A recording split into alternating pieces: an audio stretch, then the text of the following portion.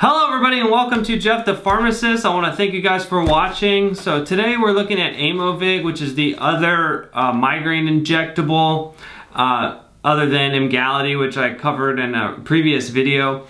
Aimovig is a very similar drug. It also works on the CGRP or calcitonin gene related peptide. I'm not really going to go too deep into the mechanism because I don't really understand it that much, but that's basically the kind of the 10 cents on how it works. And it is a once a month injection. Aimovig is a 70 milligram or 140 milligram. I don't know why they have two doses, but they do. Maybe if you work for Amgen and you can reach out to me. So side effects appear to be pretty minimal on average. Injection site reactions, which that's true of a flu shot, of insulin or anything. If you stick a needle into your skin, you can get an injection site reaction. Anybody can be hypersensitive to a drug, which is an allergic reaction. And Aimovig is a peptide-based drug, or it's a peptide. Any peptides can have, your body can form an immune response to it that's not like an anaphylactic, but it can take the drug and destroy it. Like it can just knock it out of your system. You might not even know that's happening. You just would notice that maybe your migraines are returning. So that's a possibility with any protein-based drug, and that is something that they looked at briefly in the Aimovig study, and they did say that it was a possibility. And some people had constipation. They reported some constipation. So looking at is it effective? I looked at, they have a pretty good chart here that I'm gonna borrow.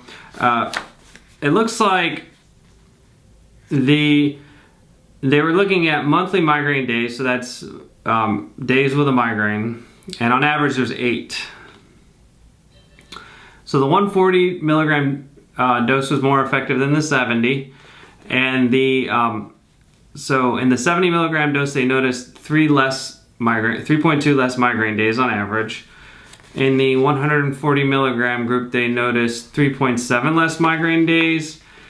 And you can see the difference in placebo is 1.4 in the 70 milligram group or 1.9 in the 140 milligram group. But all drugs have some placebo effect built into them. So that's real, if you're taking an injection and you're getting 2 less migraines, and that's based on placebo, and then you're getting another 2 and that's based on the drug, I mean, that's still 4 less migraines. And 50%, they also looked at 50% responders, so that was patients that had a 50% reduction in migraines. And that was in the 140 milligrams, that was almost 50% of the people. And then the 70 milligram group was closer to 40%. So I think Aimovig is effective. It looks to be pretty effective. I compared it to Emgality just because I was curious and I thought it would be useful for people maybe who are looking at both drugs. Emgality, the patients had more migraines to start with. The baseline was 9. So it looks like the Emgality reduced it by about 4.5, about 50%. And 50% responders were a little higher than in the Aimovig trials. They were closer to 60% than 50%. And they also showed 75% responders were actually pretty high in Emgality. That was over a third. So if I had to guess, I would say Emgality is probably a little better. Now I think it might come down to coverage in the future, though. Aimovig, it looks like they have a pretty good coupon. If your insurance doesn't cover it, they have looks like Aimovig will cover a certain number of months or something, but it does appear that they have a pretty good coupon. They have a pretty good copay card, and so does Emgality. Check it out. They don't pay me anything. I just I think if you're gonna have to take it, you might as well not spend as much on your copay. No coupons work on people that have Medicare, so that's most people over age 65, or TRICARE usually, or any federally sponsored program.